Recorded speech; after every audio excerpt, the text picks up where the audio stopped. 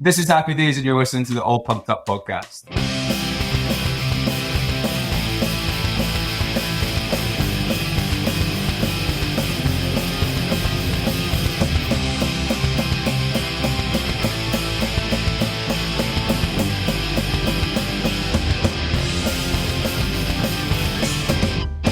First of all, thanks guys for joining us. I know it's late there. What time is it there right now? Well, so we've made this mistake. We had another podcast last week.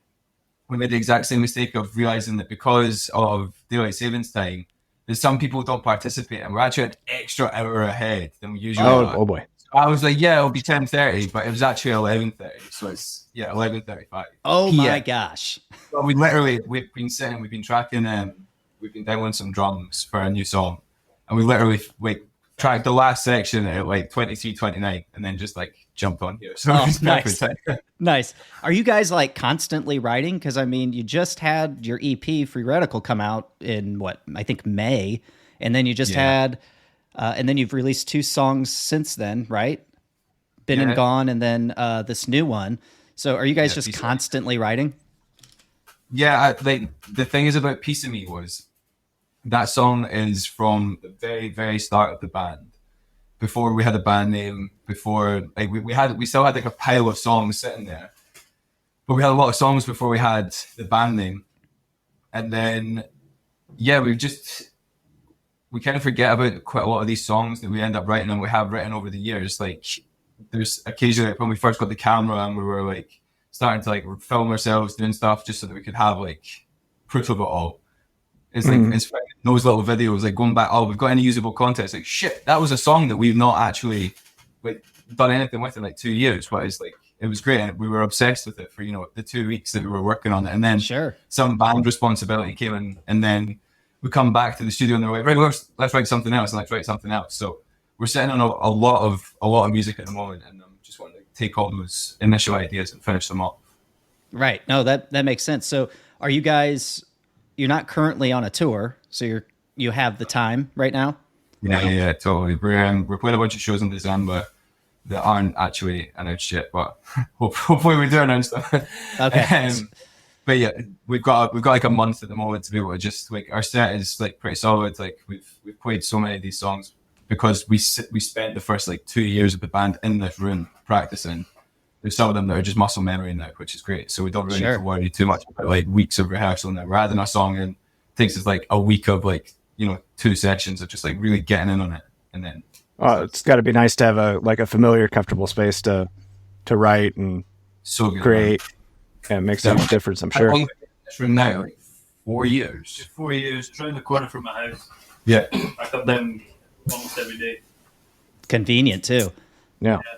So convenient for being a drummer when you live in a flat and you don't want to be able to play. You want to be able to play your drums all the time. It's great. Let's kind of go back real quick because you guys formed the band in 2020, right? It was the very, very end of 2019. We actually was the initial lineup was all together, and we'd had Go Wrong was written, Talk About which was our second single was written. Posted 4 was the music was there, and there was all these initial ideas were in place within the first month of being the band, and then we had a music video and all that together for Go Wrong. We had a bunch of stuff we're going to announce, and then the world collapsed, and we were well, what's the point?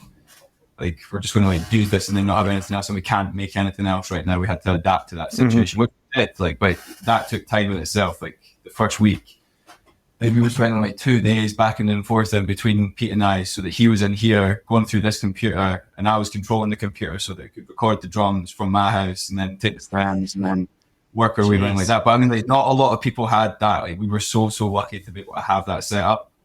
That is the reason why we have so many fucking songs.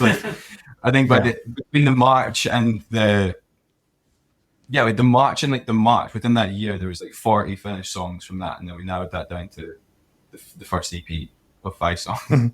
So how many songs are you guys sitting on right now that have not been released?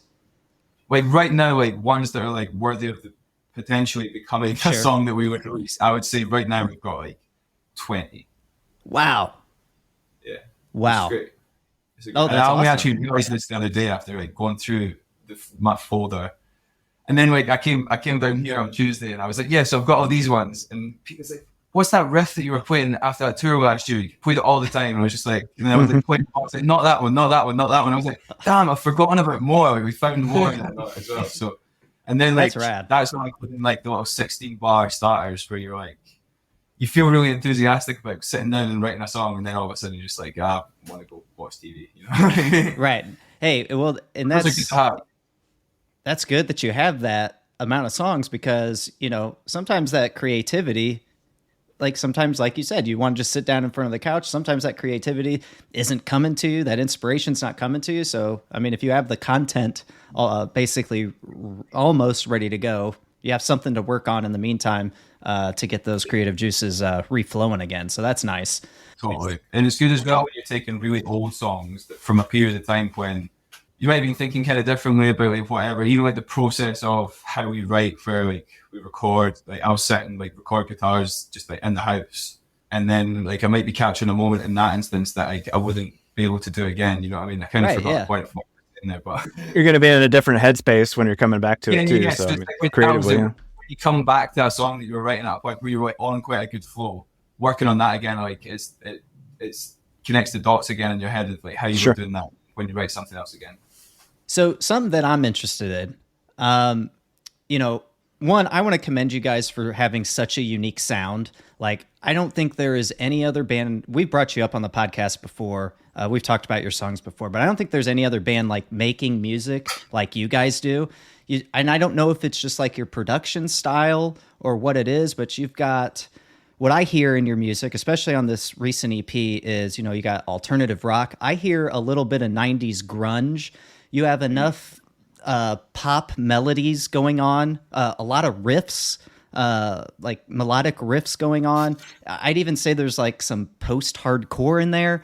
Everything. But I mean, it's all there, and I don't know how you guys put that all together. I don't know if there's like a conscious effort to put all that in there, or if it just kind of comes out because that's what you guys listen to. But when it comes to your sound, like, you know, it's what I think is awesome is, you know, it's Happy Days when you hear it. And there's not a lot of bands that can do that, especially right now, because I really feel like the scene, you know, the alt rock, pop punk type pop rocks sound, it seems a little oversaturated right now. There's a lot of artists kind of doing the same thing, and they kind of just all blend together. But man, when I hear a song from you guys, like, I can immediately tell that it's you. So I want to commend you guys for that, because I don't think that's an easy, you know, feat to do. So with that being said, I know you guys started in 2019. I would say that's, I mean, you're probably not a baby band anymore, but you were probably a baby band in 2021 or so when you got signed to Thriller Records, right? Yeah, definitely. So, I mean, like, we hadn't played a show. So. Right. So my question is, being from Scotland, you know, how did this American label Thriller even find you, or did you guys reach out to them? Like, how does that go down? So at the time, we had like all this music sitting there from our year of writing, and we were releasing singles. We'd had 5 songs like ready to go by the time we were releasing the first one. So we had like our strategy together for that over like 7-8 months or something that we were releasing them. And the 4th single was our song called Bad Taste. And we felt very creative about our release strategy. I was stoked on it. Like, I've got to take full credit for getting the cassette tapes and be like, let's give them away for free and do pre-saves. Like that, when it came to me, I was like, this is a tiny little bit of money comparative to what you would need to spend on like a decent spot, like Instagram ad campaign, or like finding your target audience and all that shit. It's just like so hit or miss, and you can dump in a bunch of money and actually not really get that much return off that sort of stuff. It's like, it's so momentary. But like, if you give somebody a moment of where it's like, you engage with us, this basic interaction that helps us so much, which is just like, pre-save the song, share it on your story, tag us and Spotify, and we'll give you a tape. Like, and the tape's nice. Like, it's really nicely made, like cool logo and all that stuff. Like, it was really, really cool. It was a cute little piece. And then doing that, it's like 150 quid as opposed to spending like, you know, hundreds and hundreds of pounds on that. So we've done that for like a week. end of the first week when we sent a couple of tapes out, we were like, if you've got a tape, you can listen to this new song that we're releasing next week, Bad Taste. And then kept on going, pushing all that. The song came out and it was our 4th release, and we got 7 editorial playlists on Spotify, which was ridiculous. But I think it was also like we were benefiting from the drought of like not a lot of new music being able to be released because of like the lockdown restrictions and all that. But also just like I think that little campaign worked, and then with those editorial playlists, which everybody begs for, and like everyone's like, you know, don't hold out hope and all that, and like don't rely on it, it doesn't make it. If it wasn't for that, then Nick, who works from our label, wouldn't have algorithmically been given our song and been like, what is that? He reached out to us on the Sunday, we had a phone call on the Monday, and they sent over their offer on the Wednesday. And that like enthusiasm, the way that we had the conversation like straight from the get-go, it was like these are the team that we want to be working with for sure. That's awesome. And you do have a good team over there. We've talked to Bob Becker. We've talked to like I said, a number of artists already on there. They have nothing but good things to say. Bob's an awesome dude. You're in good hands over there. And I would say, I may have even told Bob this, that I mean, he's got a gem of artists on that roster, and you guys are one of them. You guys have been on my radar. Yeah, no problem. You guys have been on my radar since 2021. I think it was the song, what was it? Oh, All Away, that caught my attention. I think that was the first one that was actually reviewed on this podcast back in 2021. So you guys, I'm always looking forward to new music from you guys. So, and you know what? I was listening to those songs and I thought they were great then, but dude, like, I feel like you guys have gotten even better. I don't know if it's like a honed in sound or what, but now it's just like everything just sounds so much more on point. And I thought it was great back then. Do you think it's like all these, because like when we play shows, a lot of people come up and they're like, this sounds exactly like what I used to listen to when I was like, you know, in like between like 2007, 2009 or whatever. Like, that was like the era that a lot of the stuff that we're listening to is super, super inspired by that. Like, that's what we grew up with, you know what I mean? I honestly don't know what it is. I think it's just all the elements that you put into the song. And for whatever reason, it just kind of makes, I don't even know if this is the right word to say, but I feel like I'm submerged with your music when I hear it. And my wife and I were listening to it today, because I always listen to the artist songs before we do the interviews, kind of get in the mood and all that stuff. And I was like, hey, check out this band. These are the guys we're interviewing today. And so we're playing it, and I notice her bobbing her head as she's like doing other things and stuff like that. And she doesn't really care for the music that I listen to most of the time. So she liked it. And I was like, I really feel like, and I was listening to it on my MacBook, which has great speakers, but I was like, I really feel like this music, like if we listen to this in our van that has really good speakers and whatnot, it would really, I don't know. That's where I just kind of feel like that submergence feeling, like the music kind of just comes over you, and you don't really get that with a lot of music nowadays. I feel like I used to get that with, you know, one thing that I think of is the Guns N' Roses' "Sweet Child of Mine" lick. I don't know, this when I hear that tone from that guitar, something just does something to me. And it's just, I prefer the Sheryl Crow version from Big Daddy, but that's just me. But yeah, your guys' music just does that. I feel like it's almost every song, because I really appreciate it. It's like, I mean, like averagely in these tracks, you're talking like maybe like 150 separate tracks. Like when I'm sending that over, that's not including like all the grips that they'll all get put into in their mixing sessions or whatever. But when I'm sending the songs off to get mixed, like the average track amount on the EP was like 150. It was crazy, and that's like.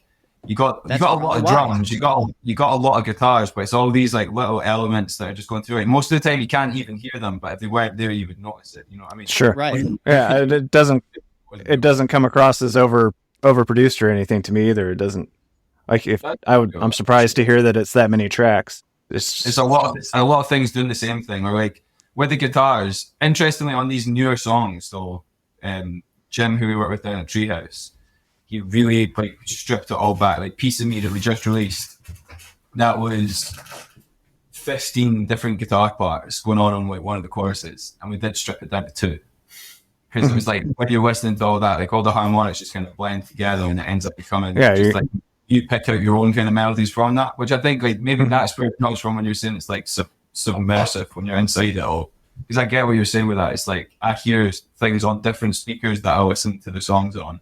That just because like we've got like a particular frequency range, and that little moment is popping out on that speaker, and I'm just like, oh, that sounds really cool. And it's like it's not actually anything. It's just like three things all clashing with each other that make it sound like that. Right. It's cool. So yeah, in some ways it's purposeful, but in most things it's like completely accidental when you get these little happy moments of like you have one idea, you work on something else for an hour, and then you're like, I'm going to go back to the guitars, and then you have more guitars, and then three of them all sound like one piece. And yeah, it's cool to like strip it all back, but it's also cool to just have 15 guitar parts as well. Yeah, just the song structure really impressed me. Like everything just flows so well. None of it feels forced. And you're not, like sometimes you're listening to a song and they make a decision and it just kind of pulls you out of the song, and I don't have any of that. You know, listening. I appreciate that. There's a lot of thought into that. Like the songs that do get released, it's like there's so many hours that goes into it beforehand on that decision making factor of like the initial structure will be made. Most of the time, that's the easiest part, is like writing the music for like a verse and a chorus. Once you've got the verse and the chorus, like, you know, you double it, you add the bridge, you put a chorus on, you know, you've got a song. Yeah. It's like all those little moments that happen in between it. And then the vocals are always like, if there's even the slightest feeling of it not being the right thing, then it's not the one, you know what I mean? Yeah, and just being able to notice like a little twist in the second verse as opposed to the first verse, or just little changes just make all the difference to me as a listener anyway. I really appreciate that, because obviously, like, you know, we spend a lot of time doing it, so people know. Yeah, it definitely shows. Yeah, thank you so much. Really appreciate it. You know, speaking of vocals, so John and I, you know, we've been doing this podcast for a while, and a few weeks ago, I don't know, maybe it was a couple months ago, I don't even know how we got on the subject of it, John. Maybe we were talking about the Beatles or something. Something came up about the Beatles. You seen they've got a new album coming out? Yes. Yeah, new song. Their final song is what they're calling it. Yeah, I think they might have an actual album. I thought I saw too. I don't know. Yeah, they're redoing the Red and the Blue albums, and then it's just one track that they had worked on when they did the anthology in '95 and kind of didn't finish. So it's one of John's tracks. Kind of like they did do two tracks in '95 when they did the anthology, but this was one that they didn't finish. Gotcha. They've used some AI stuff to pull out John's voice from like a scrappy recording and kind of restore it. So like a lot of people initially were like recreating John Lennon's voice with AI. Sure. Like, don't just read the headline. Like they're using the technology. Like yeah, I mean, he recorded himself so much. There's got to be just a swath of material to be able to pull his voice out of, because he made so much home recording stuff. Have you seen that Hetfield AI, James Hetfield sings everything? That's considering the period of time where his voice sounded like that, the amount of albums you got, it's a limited amount of shit, and he's like him singing "Hit Me Baby One More Time" is incredible. I have not seen that. I have to see that. There's a version with Hetfield and Ozzy duetting "Hit Me Baby One More Time," and when Ozzy comes in, it's just like, it's so my loneliness is so good, man. It's so good. That's awesome. So since we're on the topic of vocals, okay, so like I said, we were talking about the Beatles, and I've always thought when I hear British singing on songs, I can never, ever, ever, ever hear the accent. Maybe I can hear it slightly, but it sounds like an American, a traditional American accent. So John and I were joking around, and we're like, you know, when Happy Days comes on, we should ask them about this, like why that is. And maybe you guys don't know, but do you guys hear your accents in your songs? No. Okay. So then I wondered if it was a conscious effort to hide them, which I doubt it is. For real? Yeah, because like imagine, so like I'm putting on I'm speaking to an American, and they need to be able to understand my Scottish accent. Sure. But that takes like a serious amount of composure to be slow, enunciate, occasionally say the letter T, and then, occasionally.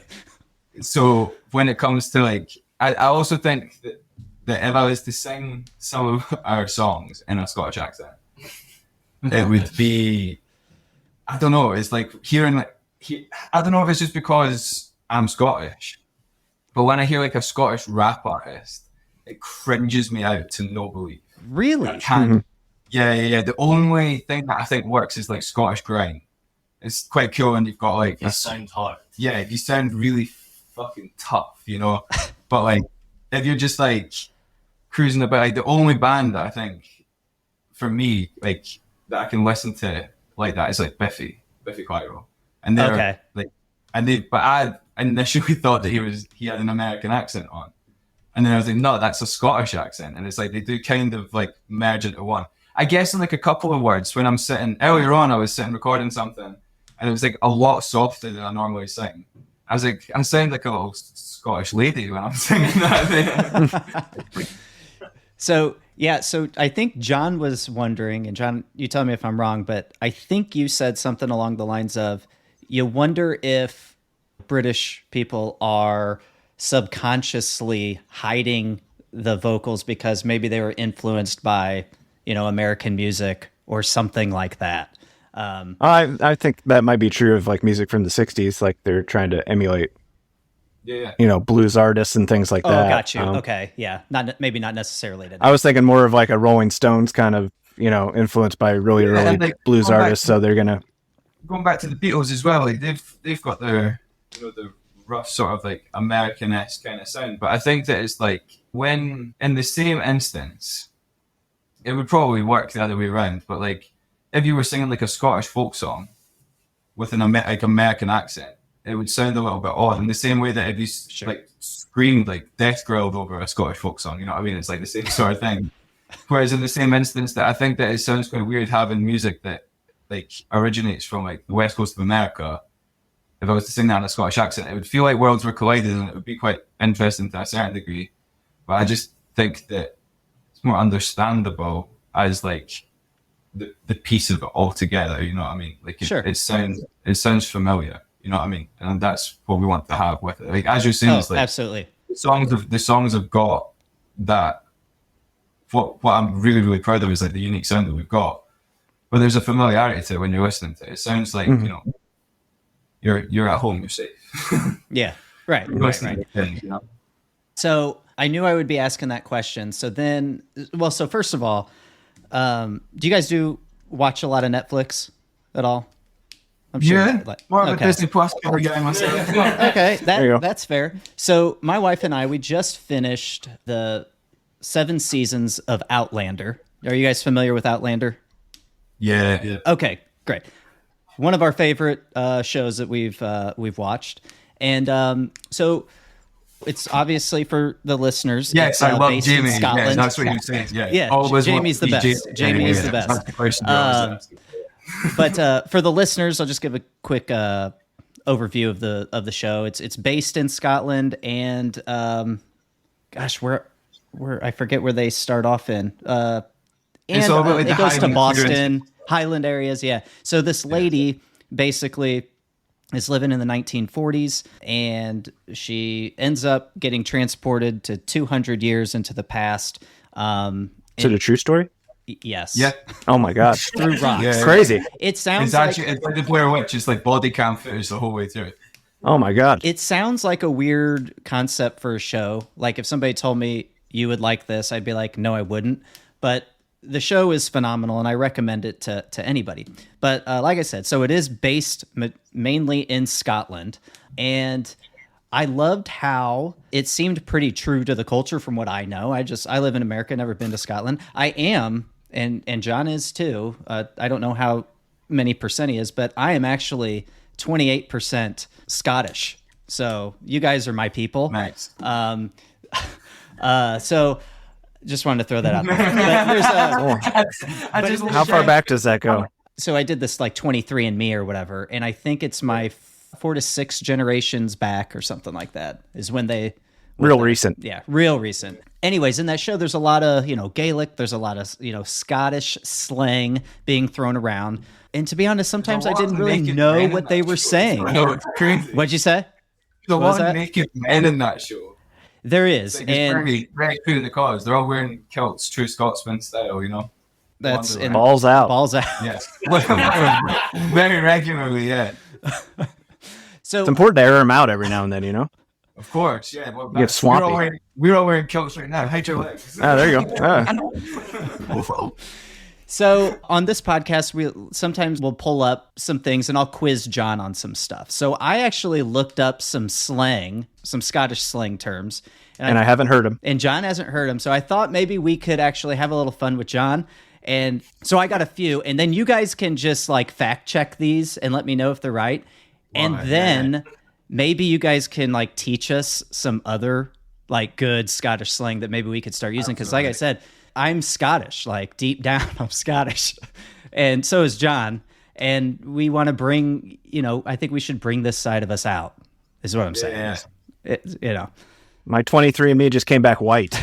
That's all it said. It just said you're white. One page, you're white. Yeah. They even sent the money back. I'm scared to do it in case I like find out that like I'm like because I think my granddad got one recently, so I could like kind of look at that one. But there's like a whole other half of my family missing on that one, so it'd be interesting to see what's going on. It would be. I reckon that a lot of people in Scotland are like Viking descendant because like that's badass. Yeah. When we send ours away, we're just hoping we weren't from the South in like the 1600s through the 1860s. Yeah, totally. As long as you stay north, you're like, okay, we're okay. Yeah. As long as we didn't own any slaves, that's well, that's what I was trying to say discreetly, but yeah. Well, for the ones not following. Sure. Yeah. I was trying to be delicate about that, but you just I like to just throw it out there. I don't like no smoke and mirrors here. So John, I'll throw some Scottish slang out to you. You guess what it means. And then Luke, you guys, you can tell us what it is. All right. And let me know if I'm saying these right too. So here's one. You ready? Okay. Number 1, air beige. I want to confirm the pronunciation first. How'd you spell it? AIR space BEIGE. I've never heard that. Is that like? Sorry, next. Is that some like full-on Gaelic? Maybe. I don't know. I thought it was airbag. Well, what I have here is it means it's a fart. So maybe. Oh, brown air. Yeah, that makes sense. So I mean, air beige. Yeah, that makes sense. Okay. They don't. Okay, so really, maybe that's a long-winded way of saying fart. Once you go past like sort of Dundee up in towards Aberdeen, and you're reaching there's like that little top bit of Scotland. They don't like everything's pretty different up there. Is it weird? Yeah. Okay, so what about bevy? Bevy. Yeah. Okay. All right, John, what's bevy? Isn't that a lot, like a bunch of something? No. Dang it. What is it, boys? You go out for a wee bevy with the boys. Oh, a beverage. Okay. Yeah, beverage. Yeah. But it's like specifically an alcoholic beverage. Now, I really hope this one is Scottish slang because now I'm like questioning everything. Ball bag. Yeah. Okay, good. BAWBAG. Yeah. Ball bag. We've all got one. Oh, scrotum? Yeah. All right. Yeah, good job. Thank you. I went technical. A coin purse. Yeah. Ball bag. Yeah. All right. Tatties. Breasts? I mean, it's not tattoos. That's too obvious. So. Yeah. All right. What are tatties? Go on, Tom. Nah, you can get it. I believe in you. Yeah. All right. Potatoes. Yeah. Yeah. Okay. You got that one. Oh, okay. Yeah, All right, you mentioned I was close. John, I think you'll get this one. Wee bit. A little. Yeah. Oh. Okay. Yeah, This is the last one I have. Okay. And then we'll get to really learning. I think I'm doing pretty well. You are doing good. Jobby. All right, somebody's laughing, so I think I got a good one. This could go a couple different ways. There's a couple different kinds. Oh my God, John! I can't believe that that's like a purely Scottishism. I don't believe it. A jobby? I've got a Spanish mate who says that. He's like, I'm going for a job. You got taught it when it's Scottish. It's making me think it's what I thought it was. What were you thinking? Oh, Trust your gut. That's where it yeah. comes from. Well, Really. a jobby. Just say. Coffee. No. It can. Coffee makes them happen. A wet dump. Just Oh, it doesn't have to be wet. Sorry, guys. Very specific. when are they not though? You know. Yeah. Yeah. Right. All right. That's all I got. Do you guys have any like that you could teach us, like, I don't know, curse words or something? You guys got any special ones for that? It's not that type of show. It's definitely that type of show. We do curse a lot. Talk about I mean, like in Todd jobbies a lot too. In Scotland, I know that it's like. I mean, I don't know how offensive the word is, just even to you guys. Like that's how strong. We're not offended. Like, nice, good. So like, cunt is a term of endearment in Scotland. Mm-hmm. Like these guys, these are good cunts. You know what I mean? Yep. Yeah, I definitely. No, we admire the way that word is used there. Yes. Because we can't just throw it around. Yeah. And that's that's what ties us together with Aussies as well. It's like it's always like a term of endearment. Well, John, from now on, when we use that word, we're going to use it as a term of endearment. Go ahead and try. Okay. Yeah, we're not with them. But like, say if you burn yourself, you know, you get you can like that. That's pretty. Yeah. Not one to like. The next time your wife says she doesn't like what you're listening to, just try it out. Wait, you're my cunt. That wouldn't work. No, not my. Oh yeah. You'll be in deep jobby. Yeah, yeah. Totally. I wouldn't do that. All right, noted. I'm trusting you guys. Don't try. There's Scotticisms where it's like. Ooh, Scotticisms. I like that. So I was in a session the other day, and I was saying, I'm super skint right now. Do you know what I mean? If I was saying I'm like totally skint. Skint. Skint. Yeah. Skint. SKINT. Yeah. I think, yeah. Yeah, smart guy. Guess one. I have no idea. I would need some context, I think. To be broke. Like, I'm totally skint. Oh, okay. I never would have got that. Yeah, totally. And that's like a total Scotticism. What else? Like, people describe something good as being minted. That's minted. I like that. Okay. That's good. So it's to be rich. Minted is rich. Yeah, minted is also rich, yeah. Nice. What else is nice? There must be things we say every day that are not. Yeah. But we just say them every day, so they're just standard word stuffs. Totally. And then, like, between Edinburgh and Glasgow. Patter. Yeah, patter. Like, patter. P-A-T-T-E-R. Patter. That's the thing. We don't say the letter T, and I found that's called a glottal stop. Okay. Yeah. So, better, butter, fatter, wetter, you know, like all these. Just don't say the letter T. So, yeah. So how did they teach the letter T in school?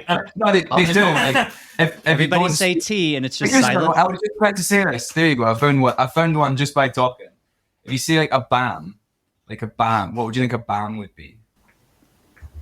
They didn't get patter. Oh yeah, you didn't get patter, right? What patter was? Yeah, we didn't go over patta. What is Patter. that? It's a bit. It's not. I guess at the end. Patter. Patter. Patter. You got to It's still an R. R. I love the look. So patter is like your chat. Like if you've got good chat, if you're like a good laugh, you're good company. you got good patter. Okay. Okay. I get that. Or say you're at the studio, right, and you're just sitting on the sofa and you order yourself a McDonald's, but you don't ask the other boys if they want a McDonald's. That's bad patter. But today, he redeemed himself and he was like, I'm getting a McDonald's, drive in. So that's good patter. Legend. Okay. All right. That's where I'd throw around the C word, but Yeah. All right. So what's BAM mean? BAM is just like have you heard of the expression like chav, the English term? Like chav? Yeah, just like a chav. Like I guess chav's not really like it's like Ned. A chav isn't really a Ned because like a Scottish and English version. So the Scottish is the Neds, and the English is the chavs.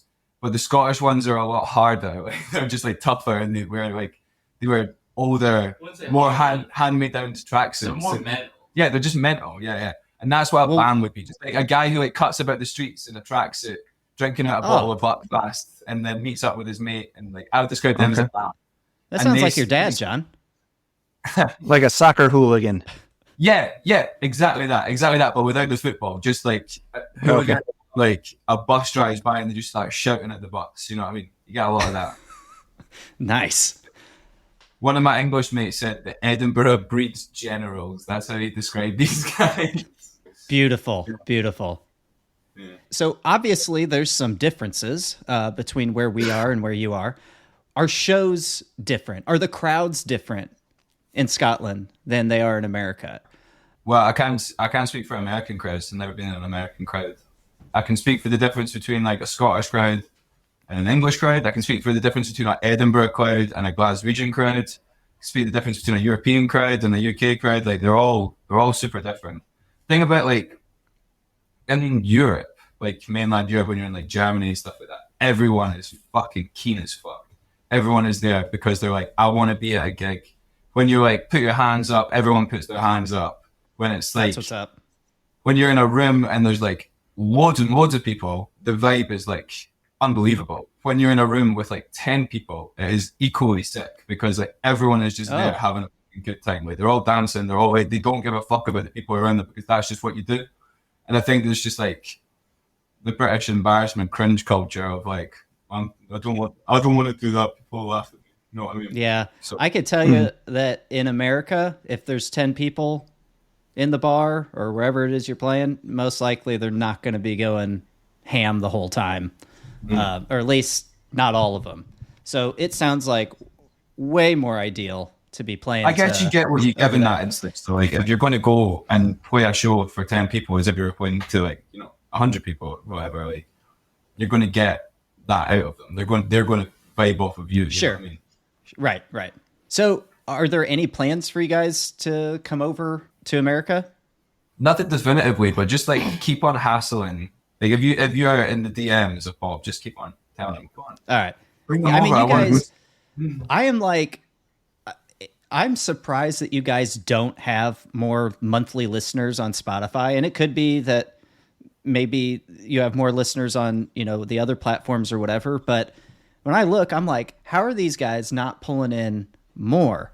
And man, I think once you guys start touring America, like I think it'll catch on. Like your guys' music is, like I said, it's so unique and it would play so extremely well on American alt rock radio, like hands down, because there's nothing really like it, but it would fit so nicely on there. And I feel like anybody who likes that sound or is listening to alt radio would dig it because it's something new, it's something fresh. Yeah. Quite a lot of the stuff that we listen to that is like not like completely away from like the pop punk stuff, but like massive fans of Oliver Tree. Okay. Massive fans of like Gene Dawson. I don't know if you watched Gene Dawson. His records are absolutely class. I really enjoy the new Post Malone record a lot. That's definitely his best work. If you listen to that new record, Austin.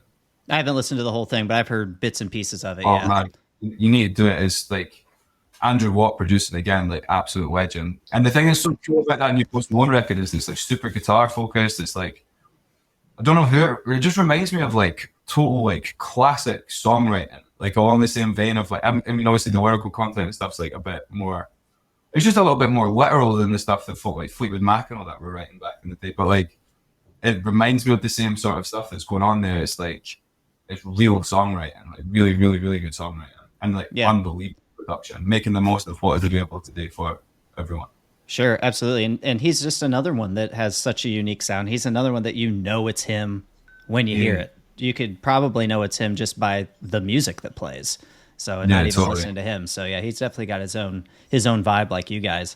So I don't want to keep you guys too long because I know it's late there, but I guess we can round out with this. What are your guys, I know you don't have anything definitive just yet, but what are you hoping for in 2024? What can we expect? More music. More music. Yeah. That's the one guarantee that we can give is that we will have more music. We're booking as many shows as possible at the moment. Try to do it for a year again. Like last year, going out for the first time, like ever as a band, like we were going out in new territory. Tour in Europe is not the same as what it was pre-Brexit. Like we've had experience of it, like different bands, but like it was expensive and it was just like pre-Brexit and pre-COVID as well. Like everything was just so different, and it just takes a lot of planning, takes a lot of organization and being on top of it to maintain it. So.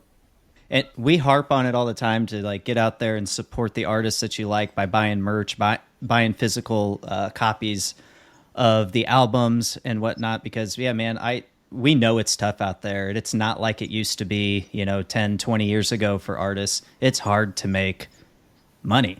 So you got to be out playing shows. More power to you guys, like for real. What's that? You got to be out playing shows. There's the joke that bands are now just traveling t-shirt salesmen who play music for half an hour. You know what? There's some truth to that to some degree, which really is unfortunate, especially because you're not really making much from streaming. And I just saw that Spotify's changing how they're going to be doing payouts now. So I know the even smaller bands are going to be taking even a lesser cut. They're just getting nothing now, which is mad. Like they've just said that regardless of you've got to be, I guess, at the bottom 0.5% of streams. Yeah. I remember reading an article the other day. Love a bit of data on me. Love a statistic. Yeah, I mean, you guys just gotta keep doing what you're doing. Like your guys' music is so good. It won't surprise me if you guys blow up here in the next year. We got to get you over here in the States though. That's for sure. You look at every single one of our like bits of data. As I was saying, I love scrolling through all the back end of it all. It's all America. It's where everyone is. Yeah. More than half of the people who are listening to us, And right. Yeah, it's an interesting feeling thinking about we're in Edinburgh doing our jobs, whatever it is that we have to do during the day. When we come down here, we're working at the studio and all that. It's like the potential to be able to go round to the other side of the world and there's like a career hopefully there for us if we can actually work out how to do it. Then I really want to do that. Obviously, who wouldn't? Well, I'll keep my fingers crossed for you guys, but I mean, the potential's there, the talent's there. It's just a matter of, timing, I think. Just having everything. We just need Bob to book the flights. Let's go. Yeah, Bob, come on. Totally. Nice. We'll collect this. Use your miles. He's got some miles built up. Yeah, right. Well, guys, I think this is a great place to end. Is there anything else that you want to share that maybe we didn't cover? Anything like that? You could tell people where to follow you, that sort of thing. I've got a question for you guys because I've got to answer it for an interview. I had questions earlier, and it'd be quite interesting hearing it from you. I really, really appreciate the kind of words you've got on the songs. Like you've listened to them clearly and taking them in, and I really, really appreciate that. If you were to have someone who you want to convince them to listen to us, what song would you make them listen to? Cool Blue would be my number one. I remember when Tabitha sent it to me, I was like, oh my God, like this is it. I mean, the melodies are there. But like I said, like all of your songs, it's just, it has a vibe. I think, like I said before, I think that's the kind of the word I was looking for too. It just has a vibe. And this one, I think Cool Blue is the one. I feel like it's like, if it comes on my playlist once, I'm singing it until the next song gets stuck in my head. So, I mean, it's like that to me is the one for sure. We played that on tour last year in Europe, but it was like 4 songs in the set. And we were just playing it, just like test out and see what people felt about it. And it's like I was saying in Europe, like everyone just like, they're there to vibe out. And when we played it every single night, everyone just started like grooving and dancing. I was like, yes, this one's good. This one's going to do something for us. And I'm looking on Spotify right now. It's in your. It looks like it's coming in at number 5 right now. Yeah. So, and Been and Gone's good too. But Cool Blue for me, man. That's my pick. Nice. Yeah, that's the first song I was exposed to, so that's kind of my favorite too. But I enjoy the 2 newest singles also, and the EP. Nice. As a whole. Yeah, the EP is great. Yeah, are you guys planning on just going to be releasing singles, or is there going to be another EP? Is there going to be a deluxe version of the Free Radical EP, or so that's the kind of full length? The idea of these 3 songs is that this. Well, there's another one. Yeah. So there's another song coming out this year. When's this podcast coming out? This one will probably come out not this Monday, but maybe the next Monday. Yeah, sweet. So that Friday we've got a song coming out. Oh, perfect. Yeah, so this is the perfect plug. Oh, yeah. So everybody go to the Happy Daze. Is it Happy Daze UK on Instagram? That's the one, yeah. And go pre-save the new song. Mm-hmm. Thank you. Yeah, we've got that coming out, and that was we recorded these 3. So we'd done the EP. We went up and done Been and Gone in February, and then we went back down in July, done the other 2. And these 2 are kind of intended to be like just like carrying on where we were on Radical, just so that like people don't forget about the fact that it exists, because it's really hard to be able to keep in like the focus point of people when there's so much more new music coming out.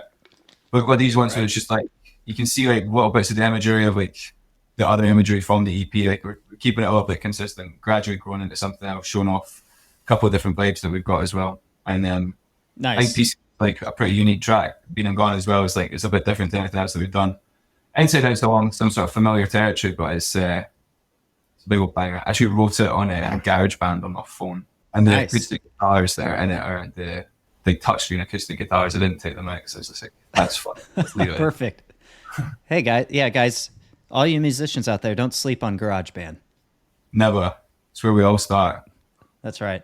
Well, guys, I want to thank you for coming on. I've been wanting to actually get you on since, probably since 2021. After I heard that All Away, and then what was the other? There was another song that you guys had. What's that? I have to look it up because it had to be been in 2021. Yeah, because I know we did another one. I'll know it when I see it, I think. Closer. That one was good too.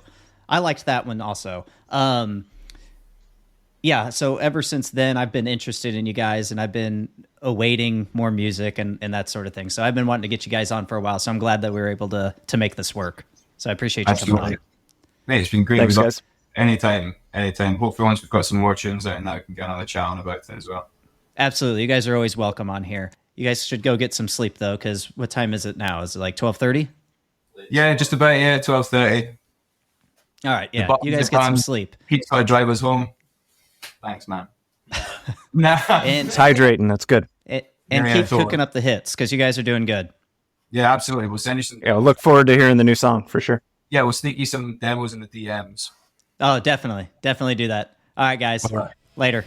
See ya. Thank you. Thank you so much.